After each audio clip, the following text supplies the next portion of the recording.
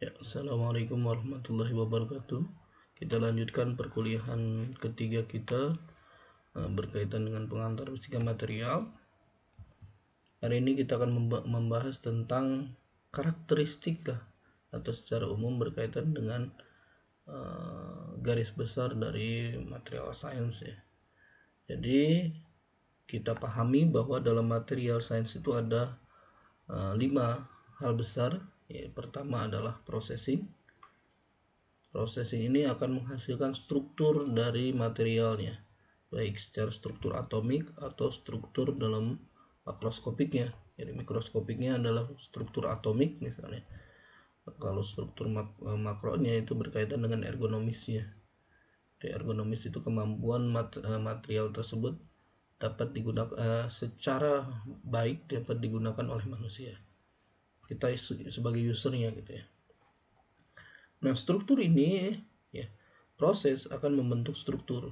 Struktur itu akan menghasilkan sifat dari material yang kita inginkan. Sifat material yang diinginkan itu diharapkan mampu memenuhi performance yang dibutuhkan oleh manusia. Jadi jika kita melihat bahwa kebutuhan manusia dalam bentuk performance materialnya, maka kita harus menentukan properties yang tepat dengan cara mengatur struktur makroskopik dan mikroskopiknya. Nah, pengaturan makroskopik dan mikroskopiknya itu ditentukan oleh processing dalam processing pembuatan materialnya. Nah, masing-masing proses ini atau masing-masing kebutuhan ini atau yang membentuk material ini itu diketahui menggunakan proses karakterisasi ya, baik secara karakterisasi makro ya, ataupun karakterisasi mikroskopik gitu ya, makroskopik atau mikroskopik. Apa yang dimaksud dengan makroskopik? Berarti baik dengan bentuk, kemudian juga fungsionalnya, misalnya morfologinya gitu ya, dan seterusnya.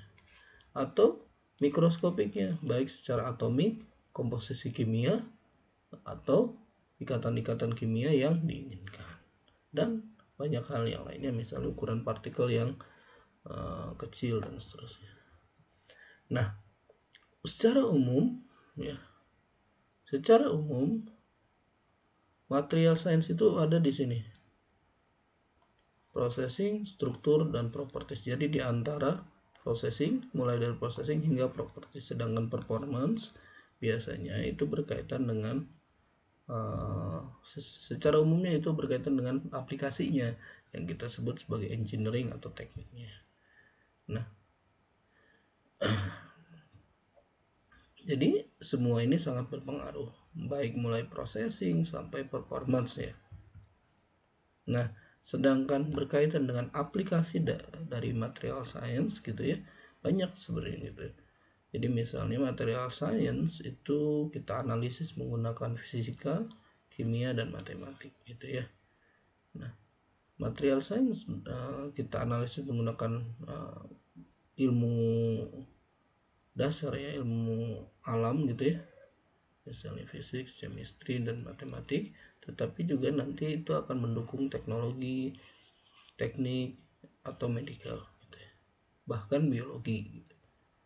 Nah, selain itu juga material science membutuhkan bahan-bahan yang sesuai dengan apa yang dibutuhkan. Misalnya dia membutuhkan logam, membutuhkan polimer, dan yang lain-lain, dan itu ditentukan oleh pengembangan geologi, baik itu dalam tanda kutip membutuhkan bahan itu, bahkan juga material science itu menentukan bagaimana eksplorasi geologi.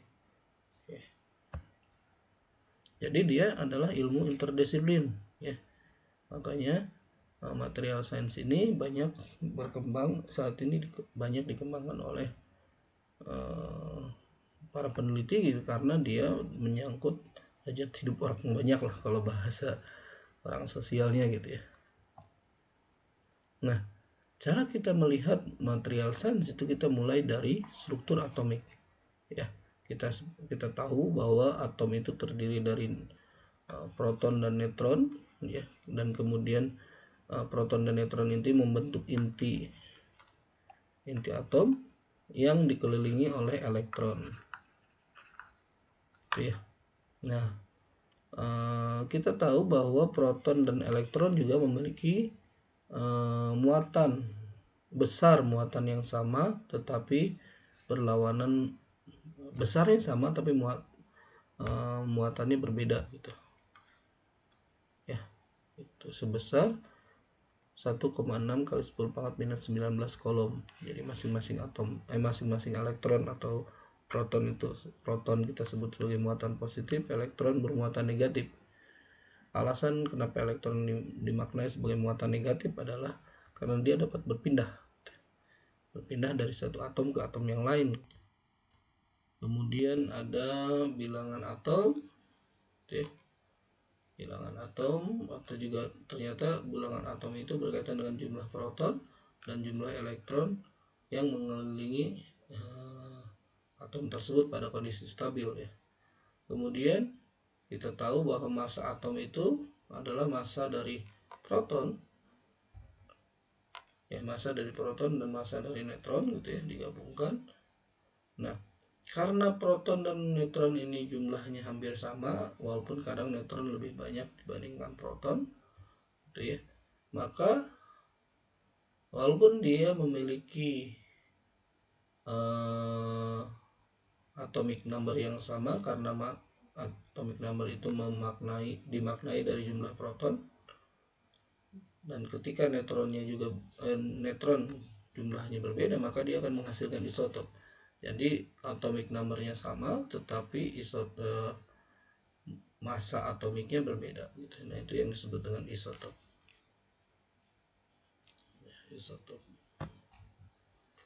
Kemudian ada istilah yang kita sudah ketahui, misalnya ada atomic mass unit, yaitu 1/12 massa elektron 12, ya 12C, gitu ya. Dan ini adalah karbon paling stabil, gitu ya, karena dia sudah terjadi peluruhan dari karbon 13, dan ini adalah penentu dari massa massa atom persatuan unitnya. Nah, kemudian kita juga tahu bahwa 1 mol sebuah bahan gitu ya, atau atom unsur, 1 mol sebuah unsur gitu, dia pasti akan memiliki sebanyak 6,023 kali 10 pangkat 23, dan kita sebut dia sebagai bilangan Avogadro ya, Na, bilangan Avogadro ya. Kemudian juga 1 mol ya, 1 mol dia memiliki ini gitu ya, dan kita bisa misalnya mencari tahu berat dari atom dan seterusnya. Misalnya gini,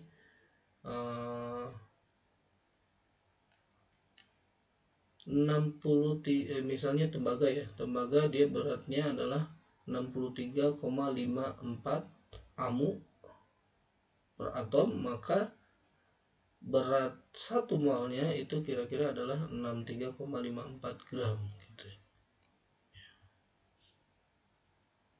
Oke. Nah, kita melihat dari secara garis besar gitu ya. Nah, secara mikroskopik lagi, bahkan secara elementer gitu ya, kita akan tahu bahwa dan kita sudah tahu sebenarnya bahwa model pertama, model Bohr gitu ya, menyatakan bahwa atom itu terdiri dari inti atom, kemudian dikelilingi oleh elektron seperti lintasan-lintasan planet gitu. Dan lintasannya sudah tetap berdasarkan bilangan saat n sama dengan 1, n sama dengan 3, dan seterusnya gitu ya. Kita sebut sebagai KLM gitu ya, paling utama sih sebenarnya, 1, 2, 3 gitu ya, dengan spesifik tingkatan energi yang berbeda gitu. Nah, posisi inti atom berada di dalam, dan dia jumlah dia tetap stabil lah dalam tanda kutip secara umum ya, walaupun mungkin ada beberapa jumlah jenis atom yang dia mudah meluruh gitu ya. Tapi intinya inti atom ada di tengah dan dia yang menentukan massa atom, kemudian juga bilangan atom dari atom tersebut gitu ya. Nah, kemudian elektron mengelilinginya gitu ya. Nah, yang menarik adalah bahwa elektron dapat menyerap foton. Jadi ada energi dari luar gitu ya, menyebabkan elektron dari kulit kedua misalnya berpindah ke kulit ketiga. Kenapa? Karena dia mendapatkan energi sehingga energinya meningkat, sehingga dia dapat menjadi ke kulit ketiga ya. Oke. Nah, pada saat si elektron di kulit ketiga, dia balik lagi gitu ya, istilahnya mengemisikan cahaya lah dalam tanda kutip. Si elektron yang tadi yang sudah mendapatkan energi atau mengabsorb foton dari energi dari luar gitu ya, maka si elektron tadi bisa balik lagi ke posisi semula, yaitu posisi kedua. Tapi energi yang diserap tadi itu sekarang diemisikan. Nah, kadang besaran energi yang diserap dengan yang diemisikan seharusnya sama ya, walaupun mungkin tergantung dari energi yang diberikan dari luar tadi. Itu biasanya energi yang diserap sama dengan energi yang diemisikan.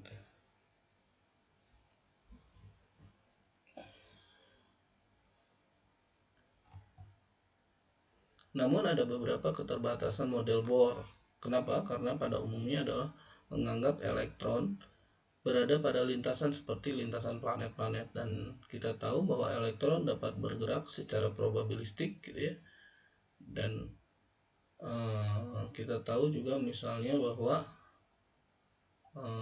bagaimana apa istilahnya adalah elektron mampu menyerap dan berpindah tingkatan energinya gitu ya. Dengan demikian si elektron tidak tetap mengelilingi inti atom gitu, tapi dia memiliki sifat probabilistik gitu. Ya. Nah, muncullah konsep dualisme partikel gelombang, di mana kita menganggap bahwa si elektron dapat dalam tanda kutip ya sebagai gelombang gitu ya, dan atau elektron sebagai partikel. Nah, kenapa elektron dapat berfungsi sebagai gelombang bahkan pada saat yang sama dia berperilaku sebagai partikel? Pertama, dia memiliki frekuensi. Ya, bukan memiliki frekuensi, dia menyerap energi pada frekuensi tertentu. Ya, bisa jadi makanya seperti itu. Kemudian karena dia memiliki frekuensi, maka dia memiliki panjang gelombang atau kecepatan geraknya. Ya, panjang gelombang. Nah, secara sudut pandang partikel, maka lihatlah energi mekanik dan momentum dan seterusnya, maka partikel ini memiliki sifat pertama adalah dia memiliki momentum. Jadi ketika si elektron menumbuk pada sebuah pelat, maka ada momentum yang terjadi, ada impuls yang terjadi yang terasa oleh pelat tersebut gitu ya.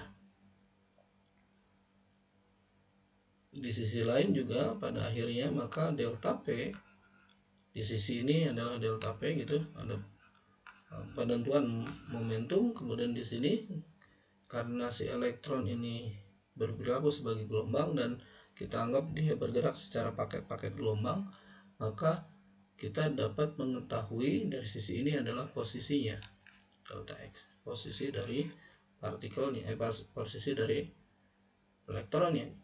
Nah, dengan demikian adanya istilah dalam tanda kutip dualisme partikel gelombang, maka terdapat ketidakpastian Heisenberg di sini. Ya, maka ketika kita menentukan posisi dan menentukan momentum, kita akan memiliki terbatasan sebesar h curet per 2. Ya. Nah, karena dia probabilistik di sini atau dalam tanda kutip kita tidak bisa menemukan posisi tanpa mengacuhkan momentum gitu. Sehingga penentuan partikel ini, kalau misalnya penentuan elektron di sekitar atom itu bisa dianggap sebagai probabilistik seperti ini. Dan titik maksimumnya di sini itu dianggap sebagai radius Bohr, di mana radius Bohr ini sebesar ini 4pi r, radius Bohr sama dengan 4pi epsilon 0 h coret kuadrat per massa elektron dikuadratkan. Jadi ini adalah titik probabilitas menemukan elektron secara maksimum. Jadi radius Bohr ini adalah titik menemukan elektron secara maksimum. Walaupun secara umum elektron bisa di posisi mana saja pada daerah sekitar radius Bohr gitu ya. Nah, oke. Kita lanjutkan bahwa karena si elektron berada di lintasan pertama, misalnya n sama dengan 1, n sama dengan 2, n sama dengan 3, maka kita sebut dia sebagai K, L, dan M.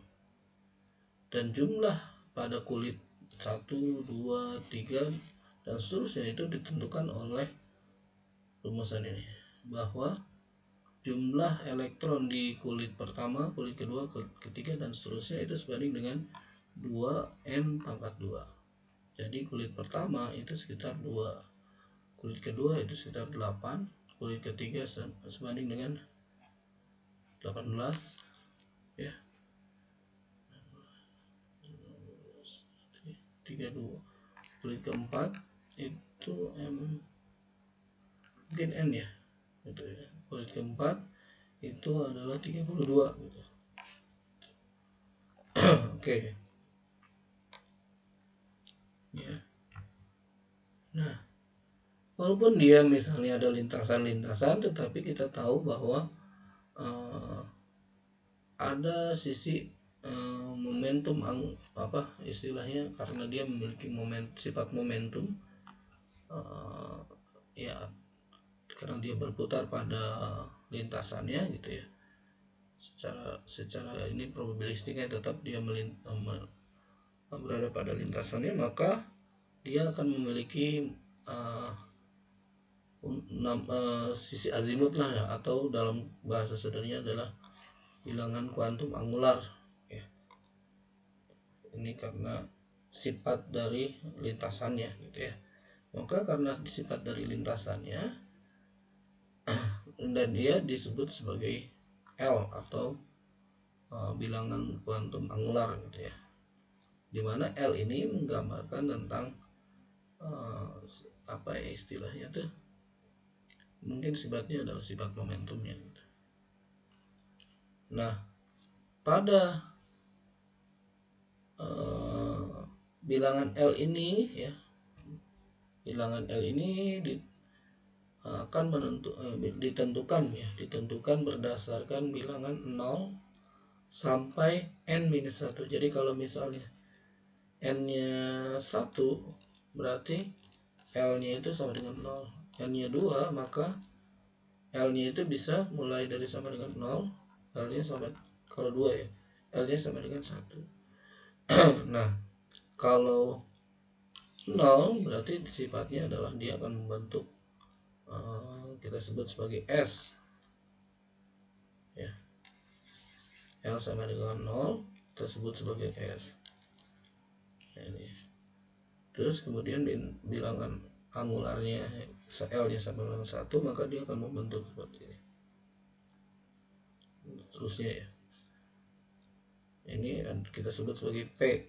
Kemudian kalau D, dia bentuknya gini, dimana si elektron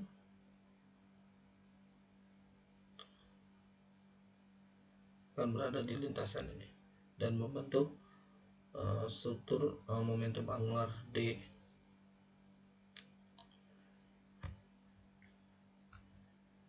Ada lagi sebenarnya ada F gitu ya. F ini dia khusus biasanya yang berkaitan dengan unsur-unsur radioaktif biasanya ya. Nah, S itu oke. Lanjutkan.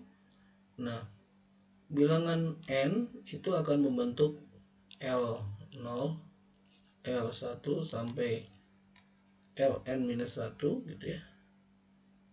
Nah, nanti kita akan lihat bahwa ada bilangan kuantum magnetik gitu ya. Bilangan magnetik ya, di mana bilangan magnetik itu ya sebanding dengan mulai sama. Nah, jadi kita sebut sebagai ML, bilangan magnetik, di mana nilainya itu berada di minus L sampai ke L ya, minus L sampai ke L gitu. Oke, jadi kalau L0, L sama dengan 0, maka bilangan magnetiknya itu sama dengan 0. L1 berarti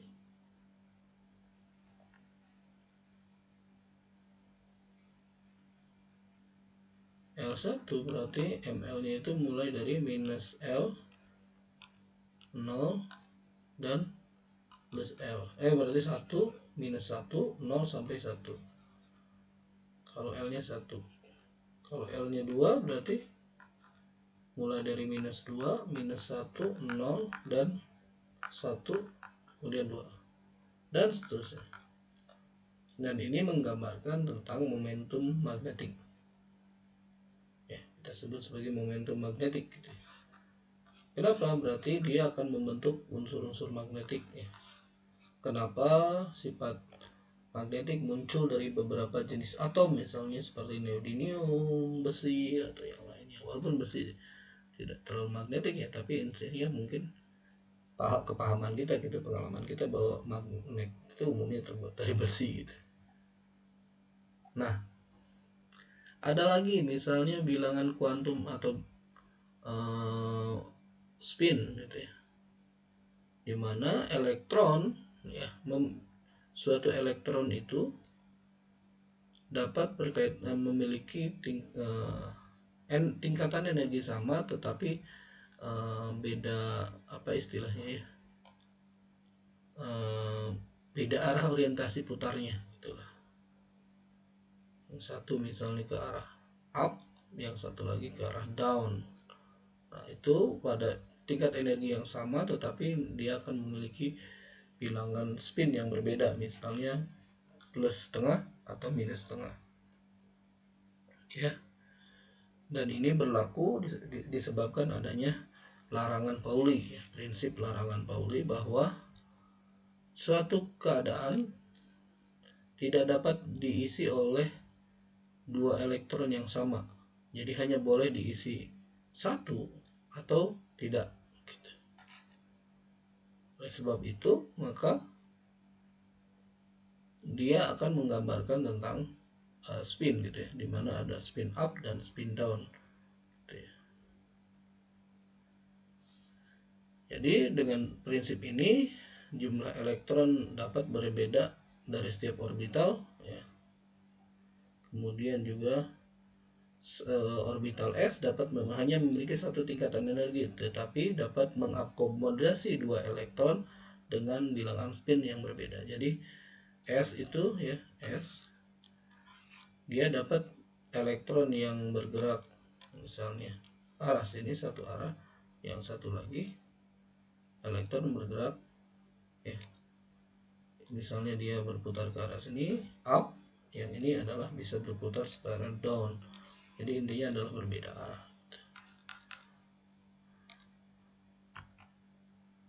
Nah, konsekuensinya adalah misalnya untuk konfigurasi elektronnya, misalnya untuk bilangan atom tertentu misalnya, maka kita bisa membuat konfigurasi seperti ini. Jadi untuk N sama dengan 1, maka dia hanya mengisi pada kulit ke S. Kulit N itu maka orbitalnya adalah 1s. Jadi elektron up and down. Kemudian untuk N lintasan kedua, kulit kedua, maka dia bisa mengisi kulit ke S dan kulit ke P gitu ya. Kemudian untuk lintasan ketiga dia bisa mengisi 3S, 3P, dan 3D. Kemudian kulit keempat gitu ya. Untuk kulit keempat dia bisa memiliki orbital 4S, 4P, 4D, dan 4F. Gitu ya. Tapi dengan beberapa peraturan yang strict ya, berkaitan dengan cara penyusunan elektronnya. Sehingga jadi dengan konfigurasi menggunakan bilangan kuantum, maka total elektron ya pada kulit-kulit ke N, jadi pada kulit ke N itu kira-kira maksimumnya itu sebesar 2N kuadrat, atau 2 jumlah sigma L sama dengan 0 sampai N minus 1, 2 kali 2L tambah 1 ya, sehingga kita akan dapat menentukan jumlah elektron pada kulit tersebut gitu ya. Misal N-nya 2, N-nya 3 ya, N-nya 3 maka 2 kali 3 kuadrat gitu ya. Ini adalah 18 gitu. Nah kalau misalnya N-nya misalnya tembaga misalnya, nanti kita lihat dia bilangan atomnya berapa, Z-nya berapa. Z inilah yang akan menentukan konfigurasi elektronnya. Nah, beberapa cara untuk konfigurasi elektron. Pertama, metode Abwau, kemudian metode Madelung gitu ya, dan seterusnya. Nah, caranya adalah, jadi pertama metode Abwau menyatakan bahwa cara penyusunan ditentukan oleh mengisi tingkatan energi yang lebih rendah dulu. Jadi energi yang lebih rendah diisi terlebih dahulu, sehingga nanti konsekuensinya adalah kita isi dulu yang kulit pertama, baru dia naik ke kulit kedua gitu. Setelah kulit kedua baru dia akan mengisi ke kulit ketiga gitu. Kemudian sebelum mengisi SP terakhir gitu ya, dia harus mengisi gitu ya. Maaf. Sebelum mengisi 3D terakhir, dia harusnya mengisi 4S pertama dulu gitu. Mengisi ini dulu baru dia akan mengisi 3D terakhir. Kenapa? Karena dia energi ini lebih rendah dibandingkan yang ujung ini. Itu adalah metode Abwau. Ya.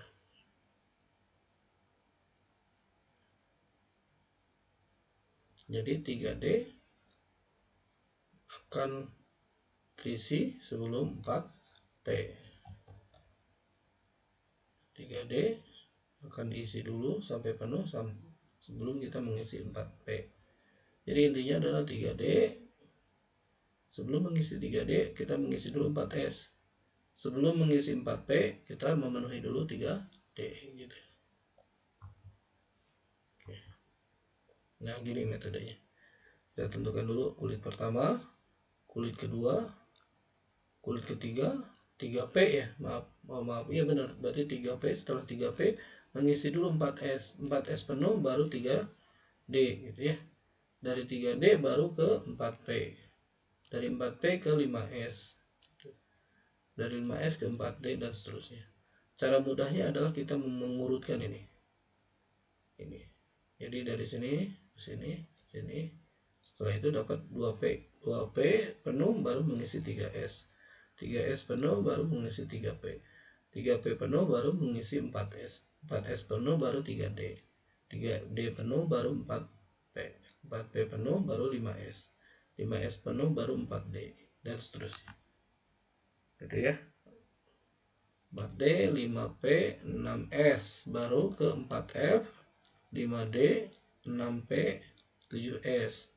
Baru 7S, setelah 7S penuh baru 5F. 5F, 6D, dan seterusnya. Nah ini Abwau. Ini adalah metode Madelung. Prinsipnya sama gitu ya.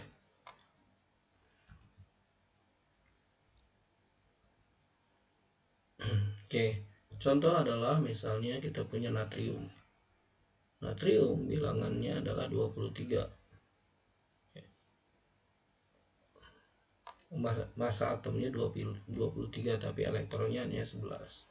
Karena elektronnya hanya 11, maka dia akan mengisi dulu 1s, 2s, 2p, ke 3s. Nah, pas dia mengisi 3s, hanya ada satu elektron yang mengisi 3s. Ya, sehingga kulit terluar dia hanya memiliki satu elektron. Oke. Nah, agar dia stabil, maka dia membutuhkan apa istilahnya? Membutuhkan satu elektron, misalnya dari Cl.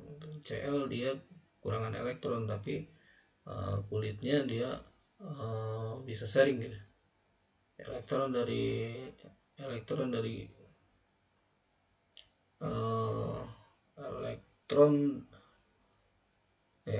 dari natrium pindah ke klorida.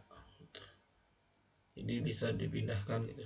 Sebenarnya sih dia akan menggunakan dua elektron yang sama gitu, dari natrium pindah ke klorida, dari klorida juga berpindah ke natrium. Maka konfigurasinya biasanya kalau NaCl ya, NaCl, maka dia akan membentuk garam atau ionik. Nanti kita bahas selanjutnya. Nah, maka kita melihat Na hanya 11 gitu elektronnya, maka di kulit terluar dia akan hanya memiliki satu elektron, dan kita sebut dia sebagai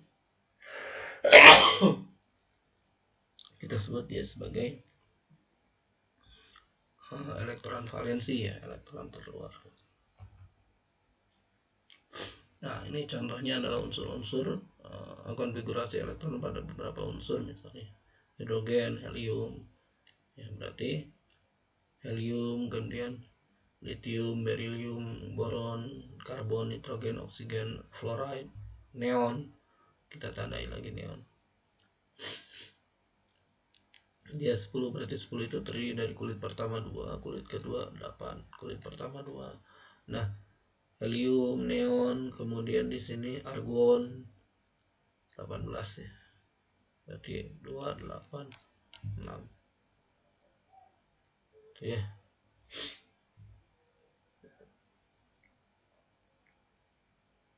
Ya benar.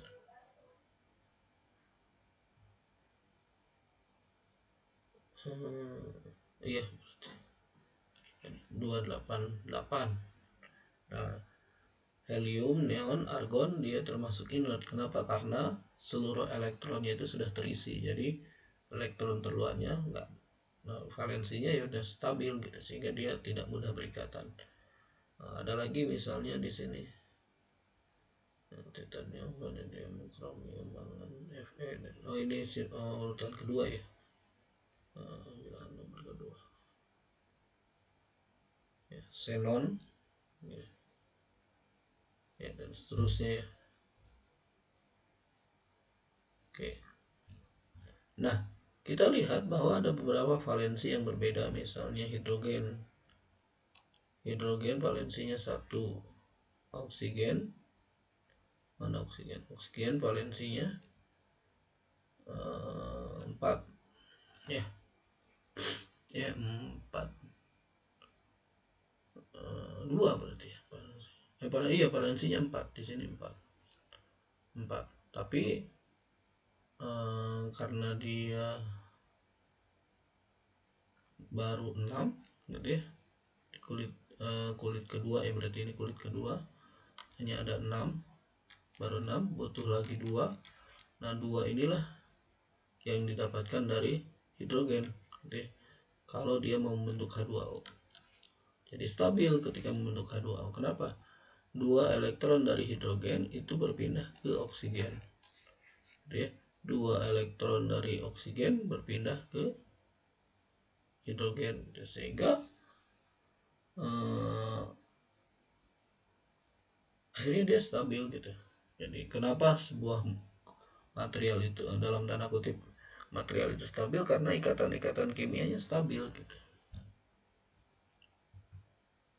Oke.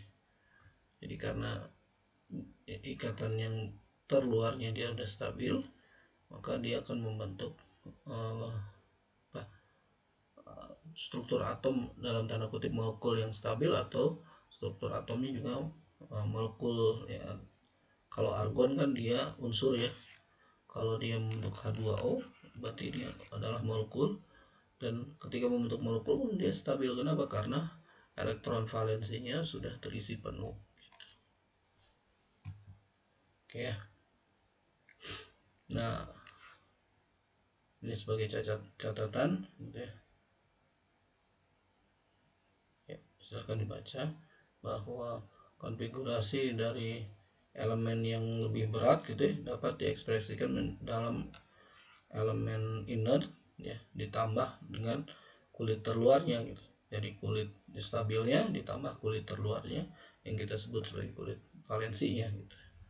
Atau ikat istilahnya adalah ya intinya adalah bilangan valensinya gitu ya, di kulit terluarnya. Oke. Nah, ketika ada dua atom yang netral ya, dan kita dekatkan, maka dia akan mengalami gaya dua hal. Pertama adalah gaya atraktif dan gaya repulsif. Gaya atraktif karena keberadaan elektron ya, keberadaan elektron gitu ya. Keberadaan elektron yang saling mendekat gitu ya. Bisa dalam tanda kutip kemudian juga elektron dengan inti atom gitu ya. Jadi atraktif itu disebabkan adanya gaya elektrostatik gitu, antara elektron dengan elektron atau elektron dengan proton gitu ya. Ya. Sedangkan gaya repulsif, yang gaya repulsif disebabkan repulsi antara elektron dengan inti atom gitu ya. Kenapa bisa dua hal yang sama gitu ya? Jadi elektron pada atom lain dan nukleus pada atom lain. Jadi ini dianggap muatan positif gitu ya. Ini atom yang lain muatan negatif, maka dia akan saling tarik menarik kayak kolom. Tetapi juga pada saat sudah sangat dekat sekali, maka si elektron tadi akan saling tolak menolak secara dalam tanda kutip unsur nuklirnya gitu ya, dimana terjadi barrier lah, gaya nuklir antara atom dengan muatannya gitu. Atau atom pada satu inti atom pada satu atom yang lain gitu ya, A misalnya, dengan muatan elektron pada atom yang lain, dan saling menghasilkan gaya total Fn ya, sehingga dapat dijumlahkan menjadi gaya aktif dan gaya atraktif dan gaya repulsif, sehingga pada titik tertentu si atom tersebut dapat stabil, jadi dia tidak tertolak. Jadi misalnya ini atom pertama, ini atom kedua gitu ya, gaya atraktif itu sebanding dengan gaya repulsif, Fa sebanding dengan Fr pada R tertentu. Ini repulsif ya, pada jarak tertentu antar atom tersebut. Jadi jarak ininya adalah R, kita sebut sebagai R0 gitu. Jadi R0 ini adalah titik keseimbangannya, dan titik keseimbangan ini sangat ditentukan oleh jumlah elektron, kemudian jumlah muatan pada inti atom, dan seterusnya ya. Nah, kemudian kalau misalnya kita lihat ada istilahnya Lennard-Jones potensial gitu ya. Lennard-Jones potensial itu adalah potensial pada atraktif ditambah potensial karena repulsif, sehingga nanti dia akan membentuk kurva dua energi ini, sehingga atom itu akan berikatan dalam tanda kutip ya. Maksudnya itu adalah berdekatan, tidak bisa mendekat lebih dekat, tidak bisa menjauh karena saling mengikat gitu. Dan kita anggaplah dia adalah ikatan kimia yang digambarkan oleh Lennard-Jones potensial gitu ya. Hasilnya adalah potensial Lennard-Jones itu sebanding dengan 4 epsilon kali sigma per R pangkat 12 dikurangi sigma per R pangkat 6. Ya, ini ciri khas dari Lennard-Jones. Intinya adalah potensial Lennard-Jones itu sebanding dengan 4 epsilon gitu dikali dengan 4 sigma per R pangkat 12 dikurangi sigma per R pangkat 6. Ini adalah potensial Lennard-Jones. Nah, potensial Lennard-Jones inilah ya yang kita sebut sebagai 6-12 potensial 6-12 ya. Dan inilah yang menjadi dasar kenapa si atom-atom itu dapat dalam tanda kutip berikatan secara kimiawi gitu. Paling mudahnya adalah karena dia memiliki ikatan atau energi potensial Lennard-Jones gitu ya. Jadi ketika berdekatan dia akan langsung membentuk potensial energi gitu. Nah, pada akhirnya gitu secara mekanisme, secara abstraksi gitu ya, berdasarkan bahwa kalau atom berdekatan membentuk potensial Lennard-Jones, maka dia seakan-akan berikatan gitu, diikat oleh potensialnya sendiri gitu. Nah, maka tipe-tipe ikatan itu bergantung pada kekuatan ya yang ditentukan oleh struktur atomik, struktur elektronik pada atom tersebut gitu. Berapa inti atomnya, berapa bilangan numbernya, berapa misalnya elektron valensinya, elektronnya ya, atau elektron valensi dan seterusnya gitu. Dan dia akan membentuk ikatan-ikatan atom gitu ya. Nah, ikatan-ikatan atom itu secara umum ada yang utama, yaitu ada 3, ionik, kovalen, dan metalik. Nanti itu ada turunannya, ada van der Waals dan ada ikatan hidrogen. Ya. Secara umum ionik ini adalah di mana elektron valensi dari sebuah atom, misalnya natrium, diberikan ke Cl misalnya ya, ke klorida gitu. Sehingga klorida ini jadi stabil, natrium juga jadi stabil. Kenapa? Karena yang elektron valensinya sudah diberikan dan kulit luar akhirnya menjadi stabil. Sehingga ikatan memberikan elektron pada atom lain dan membentuk ikatan yang stabil, maka kita sebut sebagai ikatan ionik. Ya, contohnya adalah NaCl, kemudian ada kalsium fluorida, kalsium klorida, magnesium oksida, aluminat, biasanya Al2O3 gitu ya. Seterusnya, atau ikatan kovalen. Apa bedanya ikatan kovalen dengan ionik? Kalau ionik transfer lah gitu sih. Ketika ditransfer dari elektron valensi atom satu ke atom yang lain, maka si atom masing-masing atom ini jadi stabil. Tetapi kalau misalnya ikatan kovalen, elektron dari atom satu itu ditransferkan ke elektron atom kedua, dan sebaliknya dari atom kedua ditransferkan ke elektron pertama, dan kedua elektron tersebut digunakan bersama-sama minimal ya. Contohnya adalah gas metan. Jadi elektron dari karbon itu berikatan dengan digunakan bersama dengan hidrogen satu sisi, dan ini juga sama, yang ini juga sama, dan yang ini sama. Sehingga intinya adalah elektron digunakan secara bersama-sama untuk membentuk konfigurasi elektron yang stabil, sehingga kita sebut sebagai ikatan kovalen. Ini ikatan kovalen. Nah, catatan ya, beberapa catatan kimiawi gitu ya, bahwa ikatan kovalen dapat terbentuk untuk atom-atom yang memiliki elektron negatif yang mirip, yang sama, hampir sama, biasanya satu raul dengan raul yang lain gitu, tapi tidak terlalu jauh gitu. Nah, ikatan atom C itu ikatannya kovalen gitu ya, dan membentuk satu sama lain, dan sehingga membentuk struktur tetahedral ya, atau struktur struktur tetrahedral kalau nggak salah ya. Silikon juga sama, dia dapat membentuk SiC, di mana Si kovalennya 4, karbon juga kovalennya gitu ya.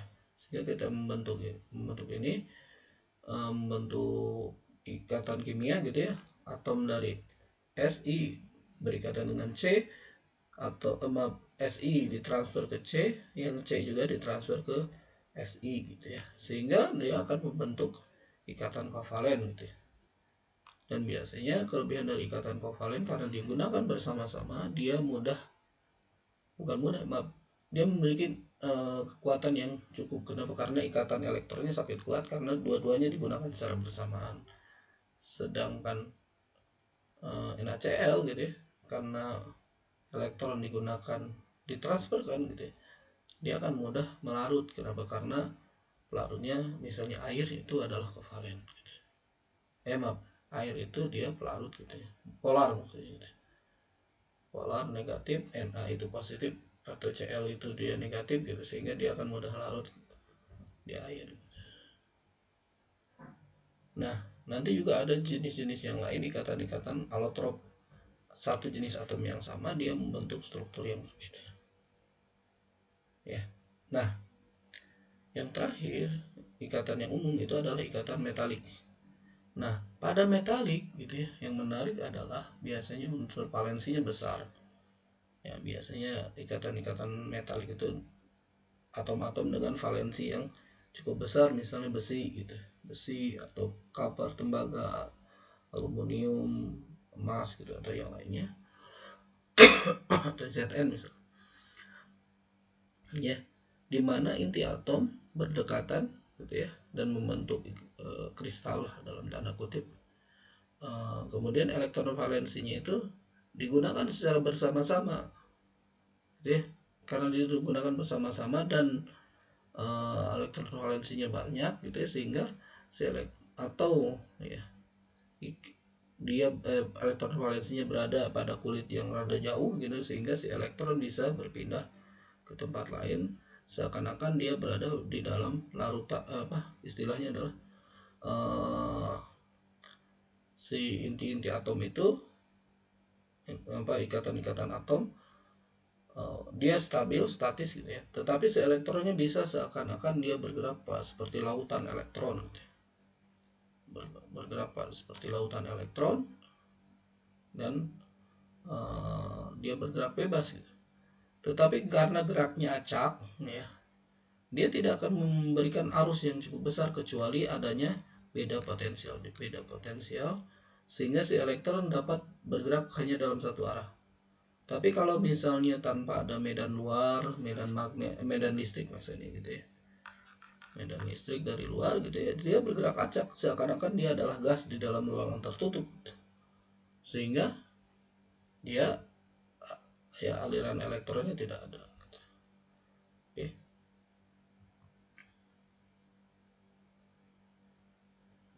Nah, itu misalnya ikatan ionik dan kovalen memiliki ikatan yang cukup tinggi. Kenapa juga garam digunakan sebagai untuk membantu untuk menghancurkan makanan gitu, atau menghancurkan material gitu ya, karena dia memiliki kekuatan yang cukup besar, kecuali kalau dia dilarutkan ke dalam air gitu. Sehingga ikatan yang kuat itu menghasilkan ikatan kuat dari ionik dan kovalen, itu akan menghasilkan titik leleh yang tinggi gitu ya, tingkat kekerasan yang tinggi ya, high strength dan hardness gitu, seperti misalnya berlian, garam, dan seterusnya. Cuma masalahnya adalah ikatan ionik dan kovalen, karena si elektron terikat kuat di dalam struktur kristalnya atau struktur molekularnya, maka si elektron tidak mudah mengalir, sehingga dia konduktor yang buruk gitu ya, baik secara panas atau listrik gitu. Kemudian juga dia mudah patah seperti garam gitu. Misalnya garam itu kalau kita rendos ya, kita tekan, dia akan hancur gitu. Contohnya adalah silikon karbide, Al2, 3 pasir alumina ya. Oke. Jadi nanti kita bisa misalnya metallic bond itu karena si elektron dapat bergerak bebas di dalam kristalnya gitu, sehingga si elektron di sebelah kanan dapat bisa menyerap energi gitu dari luar, kemudian dia bergerak ke dalam sehingga seakan-akan dia akan menghantarkan panas gitu lebih baik, sehingga pada umumnya ikatan metalik itu dapat mengantarkan listrik dan panas secara excellent. Kemudian ikatannya kecil ya, tapi kadang juga misalnya untuk beberapa ikatan seperti tungsten itu sangat kuat gitu, sehingga dia memiliki titik leleh yang cukup tinggi gitu. Tapi juga ini yang menarik bahwa energi ikatnya yang rendah gitu, sehingga si material dari metal itu mudah diubah bentuk ya, kalau misal dipanaskan bahkan bisa seperti plastisin gitu. Ya. Oke. Nah, ikatan jenis kedua pertama adalah van der Waals.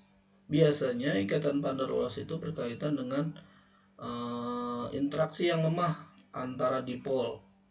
Misalnya H2O. H2O ini misalnya oksigen itu kan terdiri dari valensi 4. Nah, valensi 2 elektronnya itu digunakan dengan hidrogen dan ini digunakan dengan hidrogen. Ini berdekatan dan membentuk H2O. Coba perhatikan bahwa hidrogen itu muatannya positif. Ini kan netral, yang ini stabil. Hidrogen itu muatannya positif, ini muatannya positif, dan elektron di ujung sini dia muatannya negatif. Seakan-akan air itu terdiri dari dipol positif dan negatif. Inilah kenapa air jadi polar gitu ya, karena dia secara struktur gitu ya, dia membentuk dipol. Nah, karena ada struktur dipol, maka pada saat dia didinginkan, dipolnya bisa acak pada saat suhu tinggi. Tapi ketika suhu rendah, maka dipolnya akan tersusun stabil.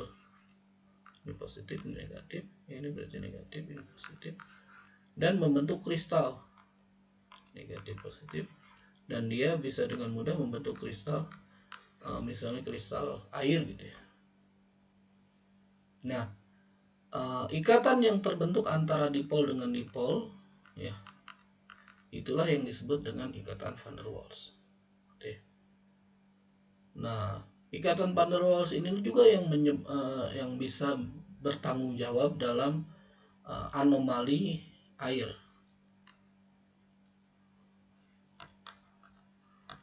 Pada saat suhu sekitar 4 derajat Celcius ya, pada saat suhu 4 derajat Celcius, volume air itu meningkat. Volume air atau peralihan antara sifat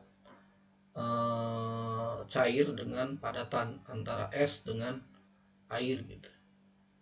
Ya, volume airnya berubah gitu ya. Dan itulah yang disebut dengan anomali air disebabkan adanya ikatan van der Waals. Oke ya. Contohnya adalah misalnya HCl.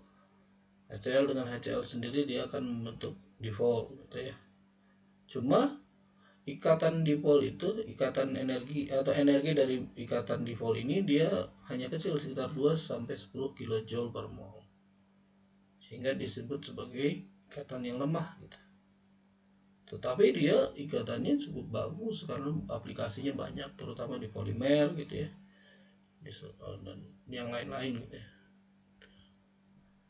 Nah, contoh ikatan van der Waals itu adalah ikatan antara grafena, satu lembaran grafena dengan lembaran grafena yang lain, dan membentuk misalnya adalah arang atau grafit, di mana grafit ini tersusun dari satu lembar grafena yang lain, dan antar grafena tersebut ada ikatan kovalen, ada ikatan van der Waals. Satu di antara struktur grafenanya sendiri dia ikatannya kovalen, ini kovalen dan seterusnya.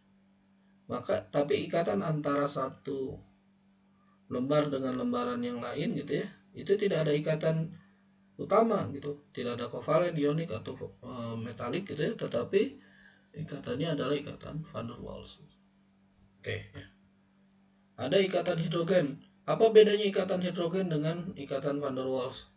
Bedanya adalah ikatannya terjadi pada dipolnya hidrogen. Jadi spesifik dari van der Waals. Kalau misalnya van der Waals secara umum, tapi kalau misalnya hidrogen itu adalah atomnya, atom yang menyebabkan ikatannya adalah ikatan hidrogen. Kekuatannya lebih besar dibandingkan van der Waals secara umum. Kalau van der Waals 2 sampai 10, kalau hidrogen itu adalah 10 sampai 50 kJ per mol. Contohnya adalah molekul air ya. Yang dia ketika membentuk ikatan, maka ikatannya ikatan hidrogen. Oke, ini tujuan dari perkuliahan kita, semoga bermanfaat.